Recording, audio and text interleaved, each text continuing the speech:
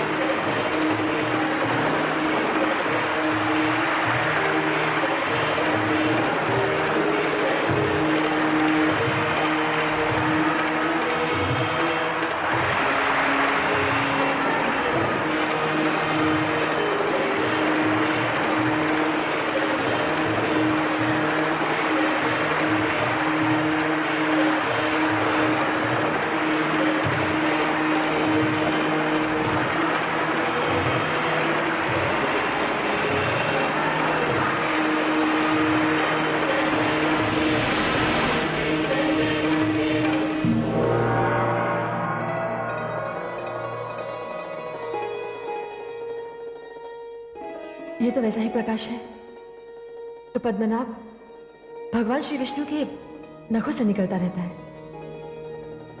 अवश्य ही नीलकंठ के चरण पड़े हैं, अन्यथा ये प्रकाश ना होता।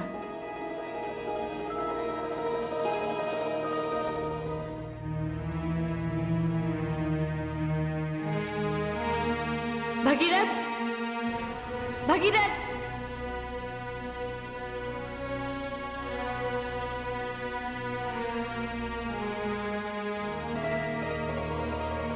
इस स्थान की परिक्रमा किए बिना तो मैं यहां से जा ही नहीं सकती।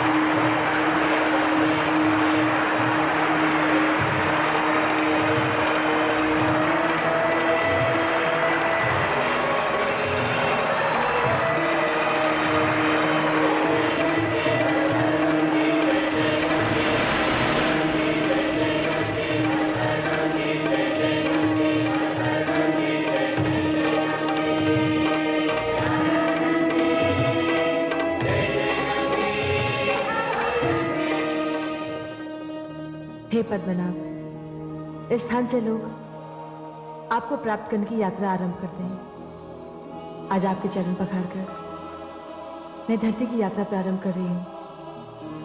मेरी जलधारा सदैव इस स्थान पर आपके चरण पखारती रहेगी। इस स्थान पर आकर मेरी पूजा करने वाला आपकी कृपा से सदगति को प्राप्त होगा। ये स्थान हरिद्वार एक महान तीर्थ बन जाएगा।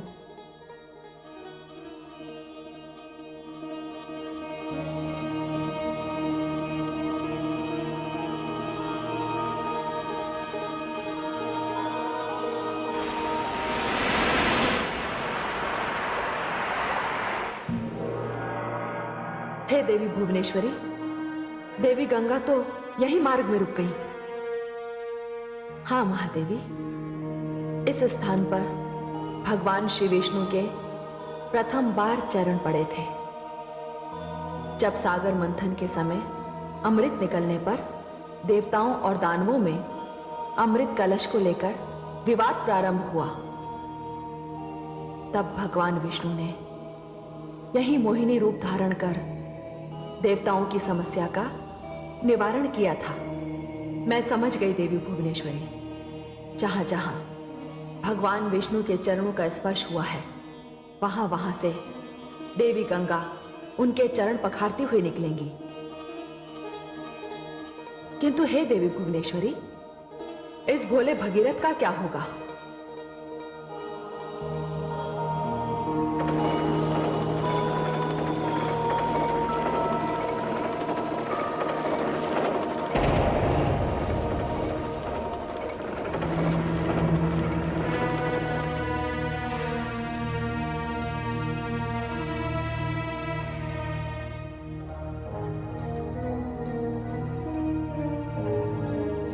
माते गंगे, माते गंगे, माते गंगे, माते गंगे, माते गंगे, माते गंगे। हे माता, मुझसे ऐसा कौन सा अपराध हो गया? मुझसे ऐसी कौन सी भूल हो गई माते, जिसके कारण आपने मुझसे रुष्ट होकर अपना मार्ग बदल दिया? माते गंगे, आपने तो मेरे पीछे पीछे मेरे साथ चलने का वचन दिया था। हे माता, निश्चय ही मुझसे अनजाने में कोई अपराध हुआ है। यदि ऐसा हुआ हो तो मेरा अपराध क्षमा कीजिए माते। मुझे दर्शन दीजिए, मुझे दर्शन दीजिए माते, मुझे दर्शन दीजिए।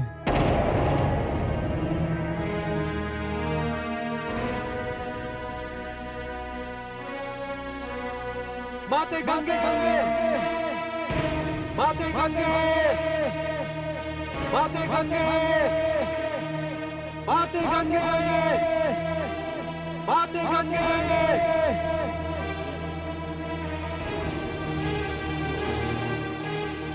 हे माते, मेरी ध्वनि का मुझ तक लौट आने से ऐसा लगता है कि जैसे आपने मेरी प्रार्थना को ठुकरा दिया। कदाचित आपको ज्ञात नहीं है माते कि मैं अपनी राजधानी से प्रण करके निकला हूं कि जब तक अपने पितरों का उद्धार होते देख नहीं लूंगा, अपने नगर लौट कर नहीं जाऊंगा। माते, लौट आइए माते, आप जहां कहीं भी हैं लौट आइए। माते गंगे, माते गंगे, माते गंगे, माते गंगे, माते गंगे, माते गंगे।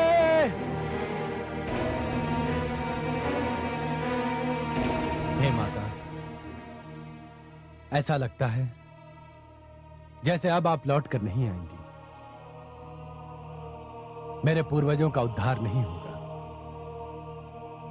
और माता, अब इस विषय में मैं किसी से कुछ भी नहीं कहना चाहूंगा। लगता है मेरा भाग्य भी मेरे पूर्वजों जैसा ही है। हे माता, अब तो इच्छा होती है कि मैं अपने प्राणों का अंत कर दूं।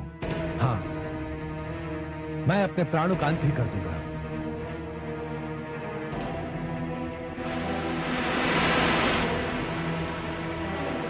भगीरथ, भगीरथ, भगीरथ।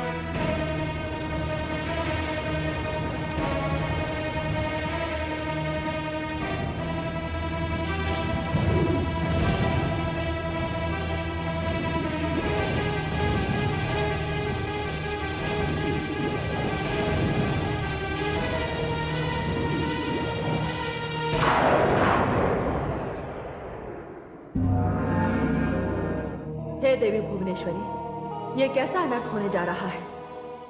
देवी गंगा को तो ये ज्ञात ही नहीं कि भगीरथ ने मन ही मन क्या निर्णय ले लिया। मैं अभी जाकर देवी गंगा को सूचित कराती हूं। यदि वे अपनी इसी मंथर गति से चलती रहीं तो अनर्थ हो ही जाएगा।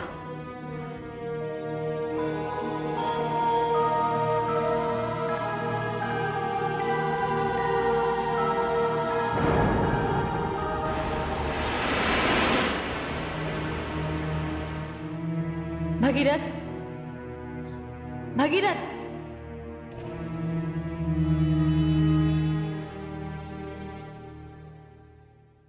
प्रणाम महादेवी। देवी गंगे, प्रणाम का शिष्टाचार छोड़िए और भगीरथ की रक्षा कीजिए।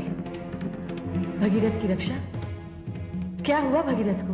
देवी गंगे अपने पूर्वजों के कल्याण के लिए वो ये समझकर आगे बढ़ रहा है कि आप उसके पीछे पीछे आ रही हैं, किंतु आपको ना पाकर वो इतना निराश हो गया कि... मैं समझ गई महादेवी। भगीरथ जानता ही नहीं कि मैं कहां हूं और मुझे ना पाकर उसका निराश होना तो स्वाभाविक है। समय कम है देवी गंगा, शीघ्र उसके पास जाओ। प्रणाम।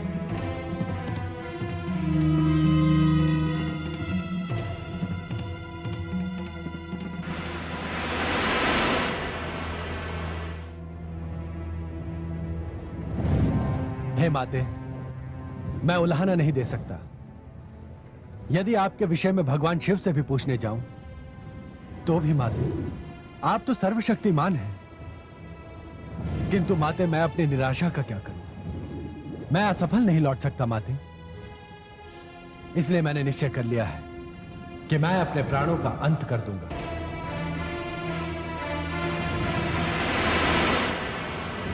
भगीरथ, ये क्या कर रहे हो? माते, आप? पुत्र भगीरथ, क्या तुम्हें मेरे वचन पर विश्वास नहीं रहा? पुत्र, ये मूर्खता से परिपूर्ण पग उठाने की क्या आवश्यकता थी? मैं तो सामने एक विशेष स्थान को देखकर उधर मुड़ गई थी। पुत्र, स्थान पर देवादिदेव भगवान शिव ने विषपान किया था। उसी स्थान पर भगवान श्री विष्णु ने मोहिनी रूप धारण करके अपने चरण धरती पर धरे थे। मैं तो उसी पावनता का स्पर्श करने गई थी। माते, मुझे क्षमा कर दीजिए। मैंने तुम्हें क्षमा कर दिया, किंतु भगीरथ, तुम मुझे साथ लेकर चल रहे हो तो एक बात ध्यान पूर्वक समझ लो। मेरा स्वभाव कौतुक भरा है। मैं जलधारा हूं भगीरथ। चंचलता मेरी विवशता है।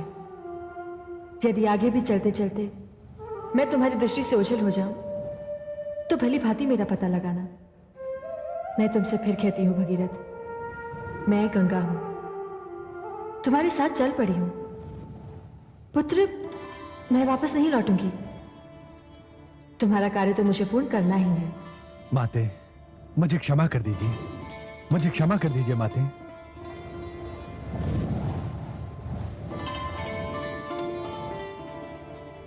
चलो भगीरथ। चलिए माते।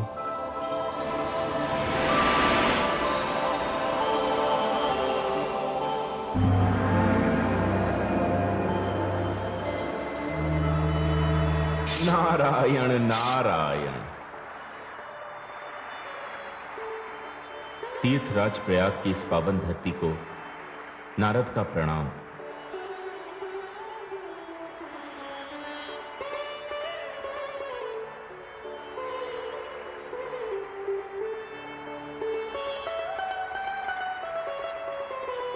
माते, माते,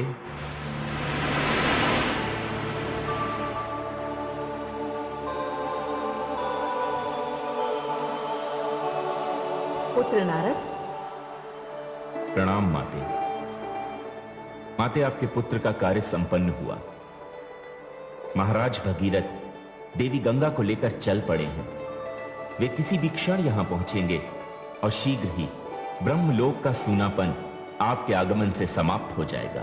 पुत्र नारद, अपनी माता पर ही नहीं, तुमने इस पृथ्वी पर भी उपकार किया है। पुत्र, गंगा के आगमन से पृथ्वी धन्य हो जाएगी। माते, यही शुभ समाचार देने में यहां आया था। अब ब्रह्मलोक जाकर पिताश्री आदि प्रजापति ब्रह्मा जी को भी यह समाचार दे दूं। तेरा कल्याण हो पुत्र। प्रणाम माते। नारायण नारायण।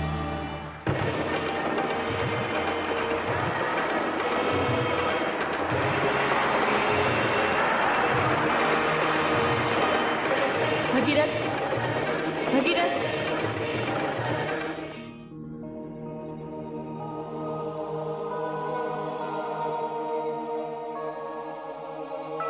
क्या बात है माते?